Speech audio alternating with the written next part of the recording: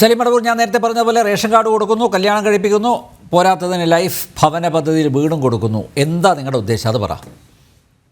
അതെ, ഇവിടെ ഞാനിങ്ങനെ ആസ്വദിക്കുകയായിരുന്നു ഇവർ രണ്ടാളും പറയുന്നത്. കാരണം കൃത്യമായ ഒരു ലക്ഷ്യത്തോടു കൂടിയാണ് ഇതൊക്കെ പറഞ്ഞ് പ്രചരിപ്പിക്കുന്നത്. അവസാനം നുസ്രത്ത് ജാന സങ്കടം ബംഗാളികൾ വിമാനത്തിൽ കയറി വരുന്നതാണ്.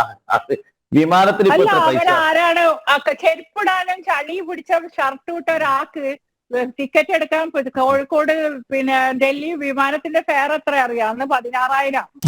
അപ്പൊ അത് പറയാൻ പറ്റില്ല. ചെരുപ്പിടാത്ത ആൾക്ക് ചെരുപ്പ് അല്ല മേഡം, സലീം മടവൂരെ അല്ല, കുംഭമേളക്ക് പോണെന്ന് ആഗ്രഹമുണ്ട്. പക്ഷേ ഈ ഫ്ലൈറ്റിന്റെ ഫെയർ കാണുമ്പോഴേ നമ്മളെല്ലാ ആഗ്രഹവും നമ്മുടെ ഉള്ളിൽ ഒതുക്കുകയാണ്. അവിടെയാണ് ഈ പറഞ്ഞ ബംഗാളി 16,000 രൂപയും കൊടുത്തിട്ട് ഡൽഹിയിൽ നിന്ന് കോഴിക്കോട്ടേക്ക് ഫ്ലൈ ചെയ്യുന്നത്. അല്ല, കേരളത്തിലെ ഒരു ദിവസം 2,000-ന് മുകളിൽ കാശുണ്ടാക്കുന്ന ടൈൽ ജോലിയൊക്കെ ചെയ്യുന്ന ബംഗാളികളുണ്ട്. 2,000-ന് മുകളിൽ ദിവസം സമ്പാദ്യം, അതിന് മുകളിൽ 2,500 വരെ ഉണ്ടാക്കുന്ന രാവിലെ രാത്രിയായിട്ട് ജോലി ചെയ്തുകൊണ്ട് ടൈൽ വർക്ക് അതുപോലെയുള്ള വർക്ക് എന്തും ബംഗാളിയുടെ ഒരു പ്രത്യേകത നിങ്ങൾ ശ്രദ്ധിച്ചോന്ന് എനിക്കറിയില്ല. ഇന്ന് അവൻ വന്നിട്ട് ഒരു പണി ഇങ്ങനെ നോക്കി നിന്ന്, അവൻ ടൈൽ വർക്ക് ഒന്നും അറിയില്ല, അവൻ നോക്കി നിന്നായിരിക്കും. പിറ്റേന്ന് അവനോട് നിനക്ക് ടൈൽ വർക്ക് അറിയാമെന്ന് വെച്ചാൽ എനിക്കറിയാമെന്നേ പറയുള്ളൂ. എനിക്കറിയാം. അവൻ പിറ്റേന്ന് എന്തോ ഒരു ഹതഭാഗ്യന്റെ വീടിന്റെ പണി അല്ല കൂടി തകരാറാക്കും. പിന്നെ അവനൊക്കെ പഠിക്കും. അവന് എല്ലാ ജോലിയും ചെയ്യാനുള്ള ധൈര്യം അവനുണ്ട്. പിന്നെ ഇവരൊക്കെ ഒരു മതത്തിന്റെ വക്താക്കളായിട്ട് ചിത്രീകരിക്കാനുള്ള ശ്രമം ഇങ്ങനെ നടത്തുന്നുണ്ട്. അത് ശരിയല്ല. അത് ആളുകൾ വരുന്നത്, ഞാൻ ചോദിക്കട്ടെ, ബംഗ്ലാദേശ് വരുന്നത്, ഞാൻ പറഞ്ഞു കൊടുക്കട്ടെ, ഞാൻ പറഞ്ഞത് നിങ്ങൾക്ക് ആരോ ചെരുപ്പിടാതെ വിമാനത്തിൽ കയറി പ്രയാസത്തിൽ നിങ്ങളുടെ രൂപത്തിൽ നടക്കുക. ചെരുപ്പില്ലാത്തവർ അങ്ങനെയാണ് ഗാന്ധിജിനെ ഇറക്കി വിട്ടൊക്കെ ശരിയായി പറയേണ്ടി വരും അക്കാലത്ത്. കാരണം ഞാൻ പറഞ്ഞ അയാളെ മേലുള്ള ചളിയും അയാൾ ഇട്ട ഒരു ഷർട്ടും അയാളെ കയ്യിലുള്ള ഒരു പ്ലാസ്റ്റിക്, ആ വിമാനത്തിലുള്ള സാധനം ഉണ്ടെന്ന് പോലും ഓൻ അറിയണ്ടാവില്ല. അവന്റെ 3 മണിക്കൂർ ആളാ ഞാൻ. ആയിക്കോട്ടെ, ആരും എങ്ങനെയോ യാത്ര ചെയ്യും. പിന്നെ ബംഗാളികൾ കയറുന്ന പിന്നെ ഈ ട്രെയിന് തുപ്പുന്നു അല്ലെങ്കിൽ വൃത്തി കിടക്കും. ഈ നമ്മൾ ഇവിടുന്ന് പോകുന്ന ട്രെയിന് ബീഹാർ, ഞാനൊരു സംസ്ഥാനത്തിന് കുറ്റപ്പെടുത്തില്ല, ബീഹാർ വഴിക്കും രാജസ്ഥാന് ഇപ്പൊ കുറച്ചുകൂടി ഡീസന്റ് ആണ്. ബീഹാർ വഴിക്കും UP വഴിക്കും ഒരു ട്രെയിൻ കടന്നു വന്നാല് എന്താ സ്ഥിതി? അത് വൃത്തിയുടെ തന്നെയാണ്. അത് അവര് മുറുക്കി തുപ്പിയിട്ട് നാശാക്കും. അത് ബംഗാളിലും അത് തന്നെ സ്ഥിതി. 2-3 സംസ്ഥാനങ്ങളിലൂടെ ട്രെയിൻ പോയാൽ ആ ട്രെയിൻ ഞാൻ കയറില്ല. ഞാൻ നോക്കുമ്പോ ഈ സംസ്ഥാനങ്ങളിലൂടെ വരുന്ന ട്രെയിൻ ആണെങ്കിൽ കഴിയുന്നതും ഒഴിവാക്കും. കാരണം ഒരു നീറ്റ്നെസ്, രാജസ്ഥാനിൽ കൂടെ പോകുന്നത്, അതേപോലെ തന്നെ ഗുജറാത്ത്, ഇതൊക്കെ കുറച്ചുകൂടെ വൃത്തിയിൽ പോകും. നമ്മൾ ഇതിലെ കോട്ട വഴിക്ക് പോകുന്ന ട്രെയിൻ ആണെങ്കിൽ അത്യാവശ്യം വൃത്തിയിൽ പോകുന്ന ട്രെയിൻ ആയിരിക്കും. നേരെ നോർത്ത് ഈസ്റ്റിലേക്ക് പോകുന്ന ട്രെയിനുകളൊക്കെ ബീഹാർ ടച്ച് ചെയ്യുന്നതാണെങ്കിൽ ബംഗാളിലൂടെ പോകുമ്പോൾ ട്രെയിൻ പൊതുവെ വൃത്തി കുറവായിരിക്കും. അത് ഒരു രാജ്യത്തിന് അല്ലെങ്കിൽ സംസ്ഥാനത്തിന് കുറ്റം പറയേണ്ടതില്ല. പിന്നെ ബംഗ്ലാദേശിൽ വരുന്ന ആരെ പരാജയ, അതിർത്തി കടന്ന് അന്യ രാജ്യക്കാരെ ഇങ്ങോട്ട് വരുന്നുണ്ടെങ്കിൽ, അവൻ തീവണ്ടി കയറി കേരളത്തിൽ എത്തുന്നുണ്ടെങ്കിൽ അതിന് ആരാ പരാജയവും? കേന്ദ്ര ഗവൺമെന്റിന്റെ പരാജയമാണ്. അത് അവർക്കെതിരെ നടപടി എടുക്കാൻ വേണ്ടി ആവശ്യപ്പെടണം. അല്ല, അതിൽ വിയോജിപ്പുണ്ട് സലീം മടവൂർ, അതിൽ വിയോജിപ്പുണ്ട്. ഇപ്പൊ കേന്ദ്ര സർക്കാർ, താങ്കൾ പറഞ്ഞ അല്ല, പരിശോധന കർശനമാക്കണം. പക്ഷെ നോക്കൂ, ഈ കേരളത്തിൽ നിങ്ങൾ പറയുന്ന ഈ അതിഥി തൊഴിലാളികൾ നിങ്ങൾക്ക് വലിയ ബഹുമാനമാണല്ലോ, എത്രയുണ്ട് എന്നുള്ളതിന്റെ കണക്ക് പോലും ഇല്ലല്ലോ സാർ. ഈ കേരളത്തിൽ എന്തുകൊണ്ട് അങ്ങനെ ഒരു രജിസ്റ്റർ വെക്കാൻ പറ്റുന്നില്ല?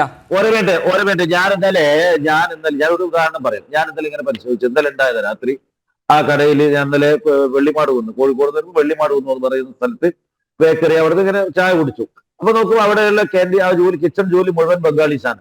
അപ്പൊ എല്ലാവരുടെയും ഫോട്ടോയും ഐഡന്റിറ്റി കാർഡും കാര്യങ്ങൾ അവിടെ ഒട്ടിച്ചു വെച്ചിരിക്കുന്ന നിരത്തി പേ ലിസ്റ്റ് ചെയ്തിരിക്കണം. ഗവൺമെന്റിനെ കാണിച്ചുള്ള സിഗ്നേച്ചർ, സീലടക്കും. അപ്പൊ കേരളത്തിൽ ഒരു വ്യവസ്ഥാപിതമായ രീതിയുണ്ട്. ഈ ബംഗ്ലാദേശികൾ ഇന്ത്യയിലേക്ക് വരുന്നത് തടയലാണ് ഒന്നാമത്തത്. 2, ഇന്ത്യയിൽ വെച്ചാൽ കേരളത്തിലേക്ക് ഇത്രയും ദൂരം സഞ്ചരിക്കാൻ ട്രെയിൻ ഉപയോഗിച്ച് വരുന്നത് തടയാൻ കഴിയാത്ത കേന്ദ്ര ഗവൺമെന്റ് സംവിധാനം. ട്രെയിനിൽ ഐഡന്റിറ്റി കാർഡ് നോക്കിയിട്ട് മാത്രമേ യാത്രക്കാരെ യാത്ര ചെയ്യാൻ അനുവദിക്കാവൂ എന്നിരിക്കെ ആളുകൾ എങ്ങനെ ഇവിടെ എത്തുന്നു എന്നുള്ളതാണ് ഒന്നാമത് മറ്റൊരു പ്രശ്നം. ആയിക്കോട്ടെ, പറയണം ആധാർ കാർഡ് അങ്ങനെ അല്ല, അങ്ങനെ ആധാർ കാർഡ് ഇങ്ങനെ വ്യാജ അത് പിടിക്കണമല്ലോ. അല്ല അത് പരിശോധിക്കാമല്ലോ. അല്ല, ആധാർ നമ്പർ നിലവിൽ സംവിധാനങ്ങളുണ്ടല്ലോ, അതിനൊക്കെ സംവിധാനം കൊണ്ടുവരണം. ആധാർ നമ്പർ വെച്ച് ചെക്ക് ചെയ്തിട്ട് ഫോട്ടോ കിട്ടുമല്ലോ, അത് പരിശോധിക്കാനുള്ള സംവിധാനങ്ങൾ കൊണ്ടുവരണം. രാജ്യത്തിന് സുരക്ഷയല്ലേ പ്രധാനം. ഞാൻ പറഞ്ഞു തീർക്കട്ടെ, രാജ്യത്തിന് സുരക്ഷ പ്രധാനം, എന്തെങ്കിലും പറയരുത്. പിന്നെ മറ്റൊന്ന്, നേരത്തെ ആടിനെ അറക്കാന് കോഴി അറക്കുന്ന ആൾക്ക് എന്ത് ഇവിടെ ആളെ തന്നെ എത്രയോ തല്ലിക്കൊല്ലാണ്. ഉത്തരേന്ത്യൻ സംസ്ഥാനങ്ങളിലൊക്കെ ആളുകളെ തല്ലിക്കൊല്ലാണ്. ഉത്തരേന്ത്യയിൽ മാത്രമേ തല്ലിക്കൊല്ലൽ നടക്കുന്നുള്ളൂ കേട്ടോ. തബ്രേസ് അൻസാരിയെ കൊന്നു, പെഹലു ഖാനെ കൊന്നു, കേരളത്തിലൊന്നും നടക്കുന്നില്ലല്ലോ. കൊന്നു. കേരളത്തിലെ എല്ലാ ദിവസവും ക്രൂരമായിട്ടുള്ള ഹീനമായിട്ടുള്ള കൊലപാതകങ്ങൾ നടക്കണമെന്ന് സലീം മടവൂർ കാണുന്നില്ല. ആളുകളെ പശുവിനെ കൊന്നു പറഞ്ഞ് തല്ലിക്കൊല്ലുന്നു. ഇതൊക്കെ ശുദ്ധരായ പച്ചക്കറി, അതായത് നമ്മുടെ വെജിറ്റേറിയൻ കഴിക്കുന്ന ആളുകളാണ് ഈ ഉത്തരേന്ത്യൻ സംസ്ഥാനങ്ങളിലൊക്കെ തന്നെ ആളുകളെ തല്ലിക്കൊല്ലുന്നത്. പശുവിനെ കടത്തി ഇതൊക്കെ പറയുന്നത് അല്ലാതെ എങ്ങനെയാണ് നിങ്ങൾ പറയുന്നത്? നിങ്ങൾ എങ്ങനെ പറയാ? അതായത് ഈ കൊന്ന ആളുകളൊക്കെ തന്നെ ഇതൊക്കെ ഞാൻ പറഞ്ഞു തീർക്കട്ടെ. ബ്രാഹ്മണൻ ഞാൻ പറഞ്ഞിട്ടില്ല, ഒരു വിഭാഗത്തിന്റെ പേര് പറഞ്ഞിട്ടില്ല. ഇവരൊക്കെ വെജിറ്റേറിയൻ ആളുകൾ എന്നാണ് ഈ കൊലപാതകങ്ങളിൽ പങ്കെടുക്കുന്നത്. അതൊന്നും പറയട്ടെ. എന്റെ ആളുകൾ കഴിക്കുന്നത് ആടിനെ തിന്നുമ്പോഴത്തേക്ക് ആൾ ക്രൂരരാകും, അല്ലെങ്കിൽ നോൺ വെജ് ആളുകൾ കേരളത്തിൽ നടക്കാത്ത എന്താ ഉള്ളത് സലീം മടവൂർ? പറ. താങ്കൾ ഒരു ആത്മപരിശോധന നടത്തൂ. കേരളത്തിൽ നടക്കാത്തതായിട്ട് എന്തുണ്ട്? നിങ്ങൾ ഈ പാവ ജീവിനൊക്കെ കൊല്ലുന്നു മറ്റതൊക്കെ പറയുന്നല്ലോ. ഇവരുടെ കർഷകരുടെ എല്ലാ കൃഷിയും നശിപ്പിക്കുന്ന പന്നിനെ കൊല്ലാൻ വേണ്ടി ആളുകൾ നെട്ടോട്ടോടെയാണ്. വിദ്യാസാഗർ ഒരു ചോദ്യം ചോദിക്കട്ടെ.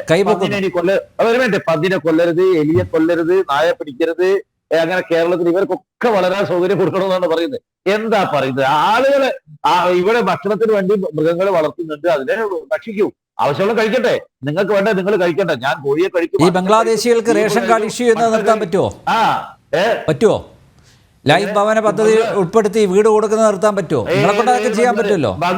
ബംഗാളി കേരളത്തിൽ താമസിച്ച് അവന് ആനുകൂല്യം കൊടുക്കണം. മലയാളി ബംഗാളിൽ പോയി താമസിച്ച് അവർക്ക് ആനുകൂല്യം കൊടുക്കേണ്ടി വരും. ഇന്ത്യയാണത്, ഇന്ത്യ ഒരു രാജ്യമാണ്. ഈ രാജ്യത്തുള്ള ഞാൻ പറയുന്നത് രാജ്യത്തുള്ളവർക്ക് കൊടുത്തോ, പക്ഷേ രാജ്യത്തേക്ക് നുഴഞ്ഞു കയറുന്നവർക്കും അല്ല. ഒരു കാര്യം പറയാൻ പറഞ്ഞു നിങ്ങളോട്, എല്ലാ ആനുകൂല്യങ്ങളും നൽകുകയാണല്ലോ. ഈ ബംഗ്ലാദേശിന്റെ GDP എന്ന് പറയുന്നത് 1905 IMF കണക്ക് പ്രകാരം ഈ $. അപ്പൊ അത് അയൽ സംസ്ഥാനം, അതായത് ഇന്ത്യയിലുള്ള ഇവർ വരുന്ന സംസ്ഥാനങ്ങൾ ആസാമിൽ 1185, ബീഹാറിൽ അറൌണ്ട് 650, പിന്നെ ആസാമിൽ വെറും 900 കണ്ട എന്റെ കണക്ക് പ്രകാരം 900 താഴെയാണ്. അപ്പോ ഇതിനേക്കാൾ ഉയർന്ന GDP ഉള്ള ഒരു ബംഗ്ലാദേശ് പൗരൻ കേരളത്തിലേക്ക് വരുന്നുണ്ടെങ്കിൽ വളരെ അപൂർവമായി വരുന്നുണ്ട്. വേറെ എന്തെങ്കിലും താല്പര്യമായിരിക്കും. അപ്പൊ പൊതുവെ അവന്റെ സാമ്പത്തിക താല്പര്യത്തിന് ഇന്ത്യയിലേക്ക് വരേണ്ട, കാരണം അവിടെ ടെക്സ്റ്റൈൽ ഇൻഡസ്ട്രി വളരെ വളർന്നുകൊണ്ടിരിക്കുന്നു. അവന്റെ GDP വളരുന്നു, അവന്റെ സാമ്പത്തിക രംഗം വളരുന്നു. അപ്പൊ തീവ്രവാദ പ്രവർത്തനമായിരിക്കും. അങ്ങനെ തീവ്രവാദത്തിനോ മറ്റോ ആണെങ്കിൽ അവൻ മറ്റു കാര്യങ്ങൾക്ക് ഇന്ത്യയിലേക്ക് വന്ന് അവനെ പിടിക്കാൻ കഴിയണം. അവൻ ട്രെയിൻ കയറി ഇന്ത്യയിൽ മുഴുവൻ സഞ്ചരിക്കാൻ സാധിക്കുന്നത്. ഇന്ത്യയിലെ സുരക്ഷിതത്തോടെയാണ്. ഇന്ത്യയുടെ അതിർത്തിയുടെ സ്ഥിതി എന്താണ്? സലീം മടവൂർ പറഞ്ഞു വരുന്നത് കേന്ദ്ര സർക്കാർ ആണ് ഇതിനൊക്കെ ഉത്തരവാദി, കേന്ദ്ര സർക്കാർ വേണ്ട പരിശോധന നടത്തുന്നില്ല. യെസ്, ഓക്കെ, ഞാൻ വരാം.